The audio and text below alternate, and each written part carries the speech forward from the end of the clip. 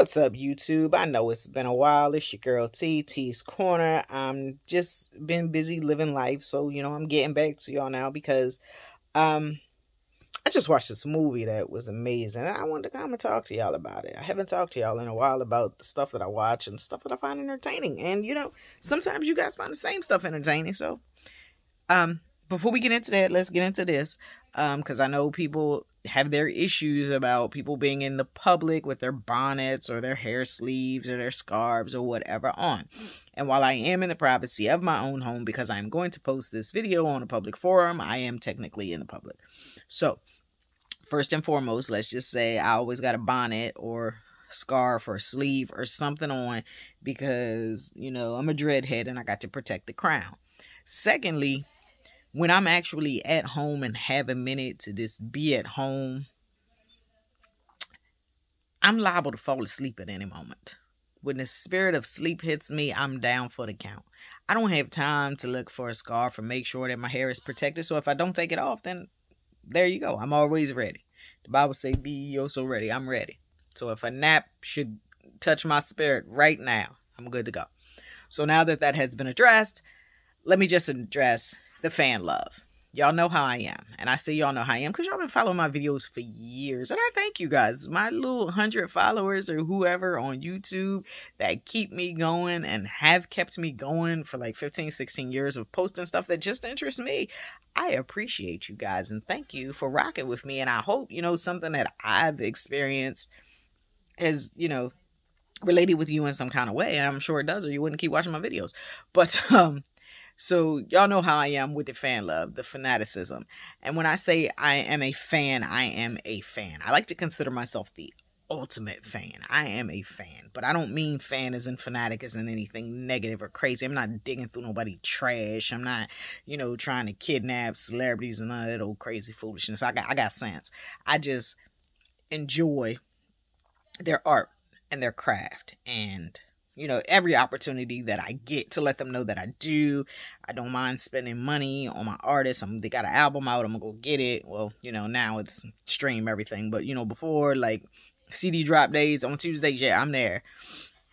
Calling out to work to buy concert tickets, calling out to work to go to concerts, that type of thing. That was me. I have grown up. I don't do that anymore. I go to work and I pay my bills instead of buying concert tickets with my rent money.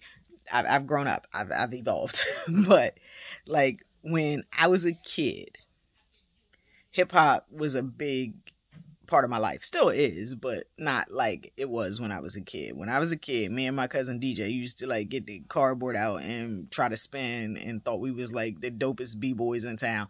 I can't dance. I don't dance. Could never break dance, but I always tried to spin on that cardboard. I thought if you could do that, you were hip hop. And so as a kid, y'all know that follow me, that I wanted to be Sheila E. when I was 7. I was definitely going to be Sheila E. So my mom bought me a drum set, never got me any lessons. So Sheila E. is still Sheila E. and I'm still me. That's how that thing played out. And then when I was 9, my mother came home with MC Lyte, Eyes on This. And I was mesmerized and I have not recovered. I am still in awe. That is, to me, the greatest hip-hop record ever. I know people are going to have their own opinions. I don't care. When I heard that, I was like... And that, that's not my first experience with hip-hop. It definitely wasn't. I mean, I fell in love with hip-hop when I seen Crush Groove. Watching Breaking 2, Electric Boogaloo, Beat Street. So...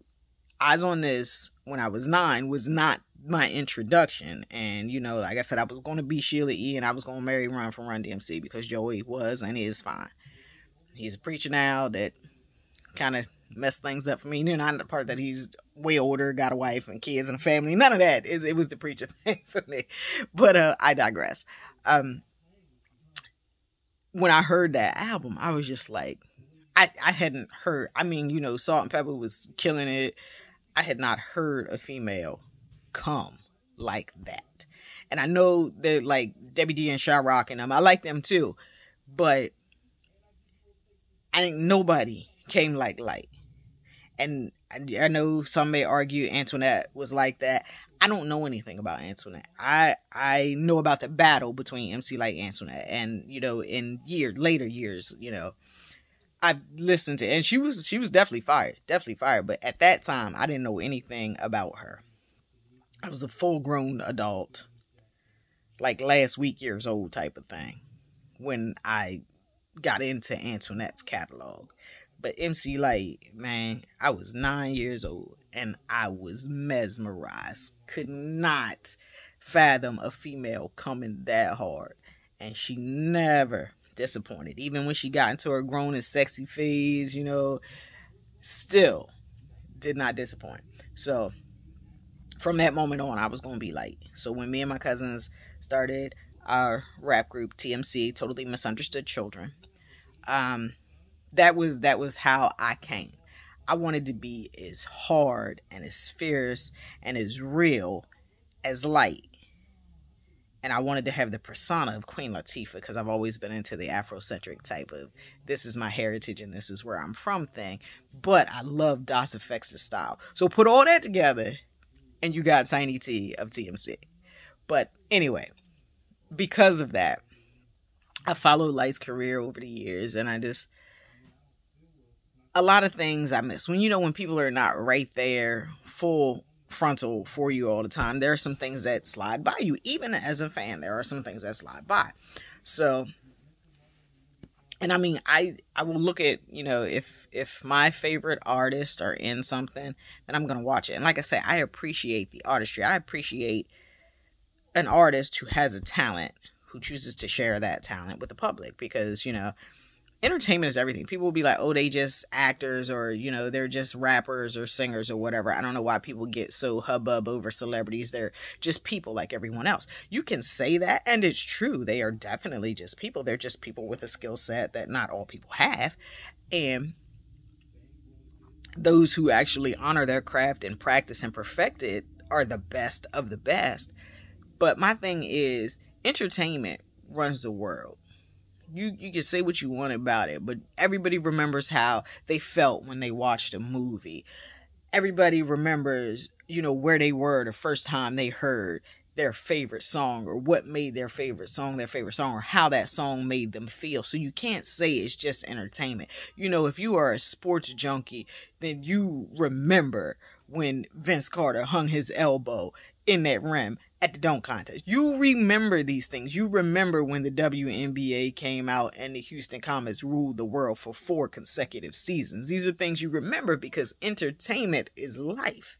And with that being said, I am a fan. I am a fan of entertainment because that is so much a part of my life. And so I follow these people and I follow their careers and I watch their movies and their concerts and their shows and their interviews and I read their books. I spend a lot of money being a fan. I really do. Sometimes I disgust myself with the amount of money I spend being a fan, but it brings me joy. So, I mean, I even watched The Adventures of Ford Fairlane because I love Sheila E. that much. I have sat through an Andrew Dice Clay movie more than once just for her concert cameo. That's how much of a fan I am. That's how you know I'm dedicated. Because if anybody has seen The Adventures of Ford Fairlane, I own it. I bought it. That is how much of a fan I am. But anyway, I've been trying to catch up on Lyte's acting because she has this show, which is in its 2nd season, called Partners in Rhyme, on All Black Network, which used to be Urban Movie Channel, Bob Johnson. And I was like, let me check this out. It's light and it's actually really good. I love it. It's hilarious. It's family comedy. You can watch it with your family. It's not something that you have to be mindful of where kids are involved and stuff like that. The whole family can enjoy this show. So I watch it, and I had finished season 1, but I hadn't gotten caught up on season 2, so I had to start season 2. And so after, I just binged everything all over again because it was good. So I started back at season 1 and binged all the way through to where we are currently in season 2. And then I was like, I want to see other stuff that Lyte's done because I was watching something.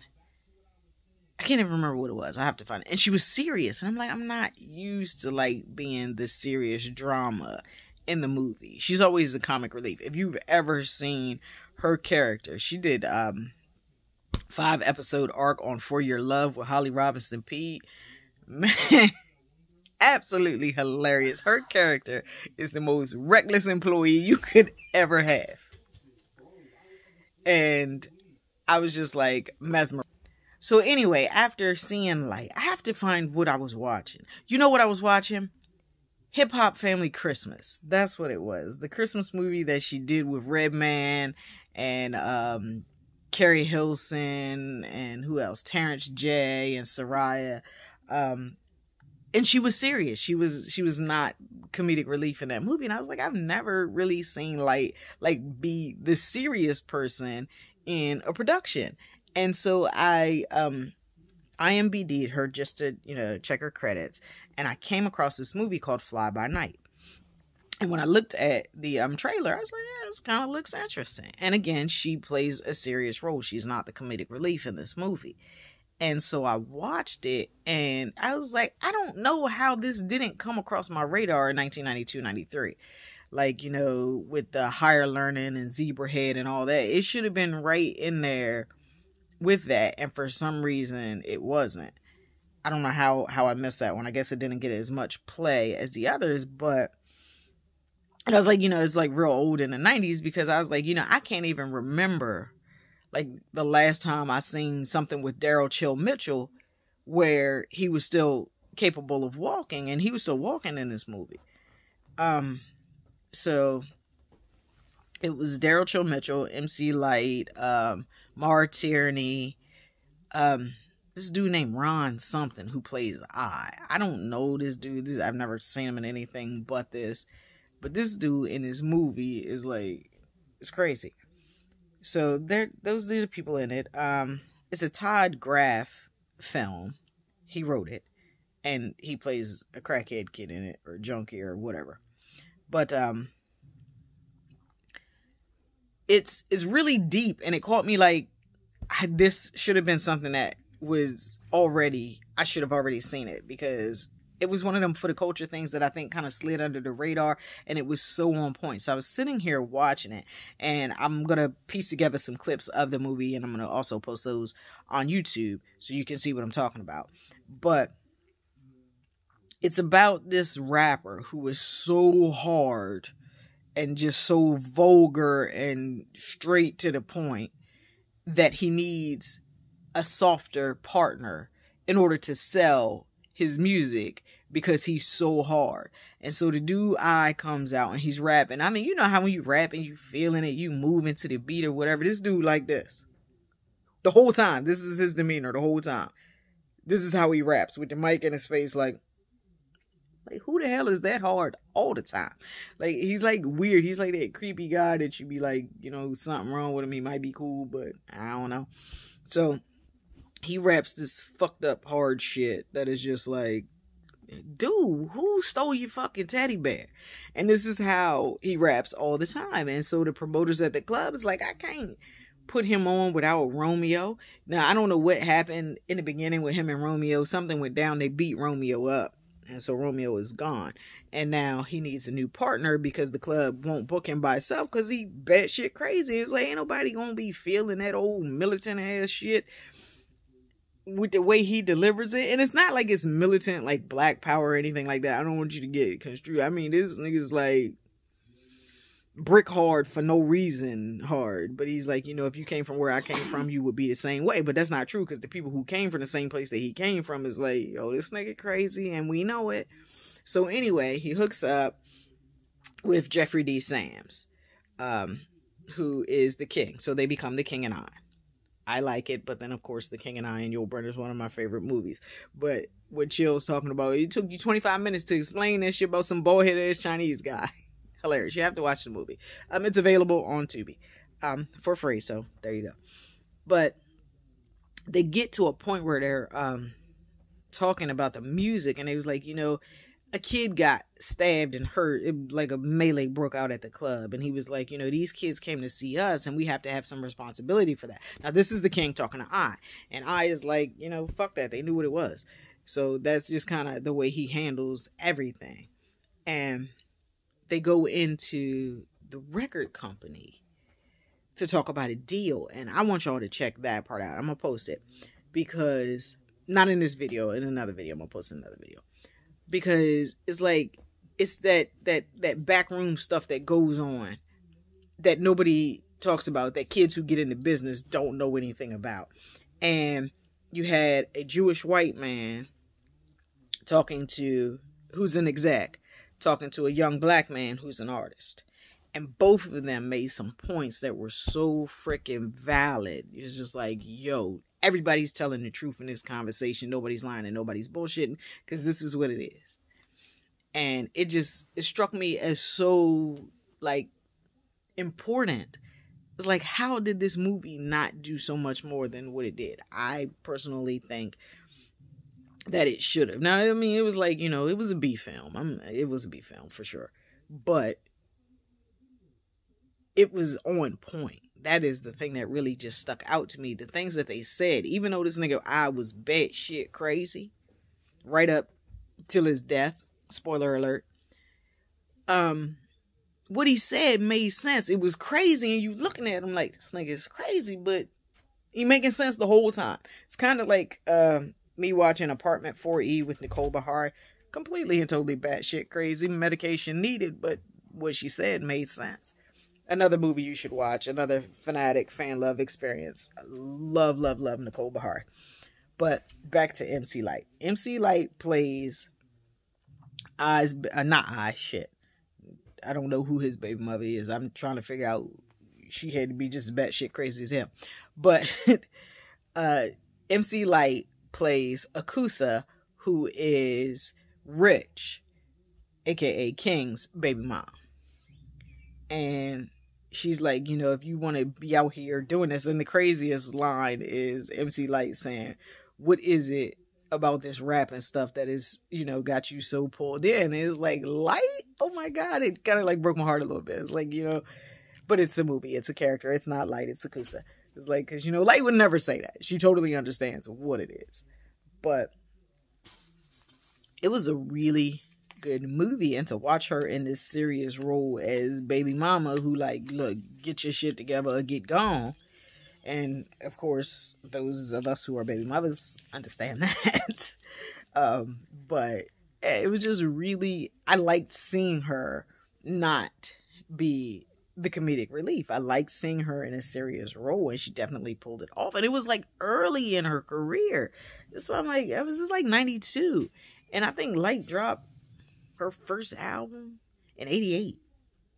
I think Light as a Rock was 88. Eyes on This was 89. I think that's how it went. So this is like 92. It wasn't like she had been in the game for decades already and then decided, hey, I want to act. You know, she was doing this back then, and I didn't know that. And I was really impressed with her performance. Definitely was impressed. And that's not just fan love talking, because fan love going to tell you the truth. If it sucks, I'm going to say it sucks.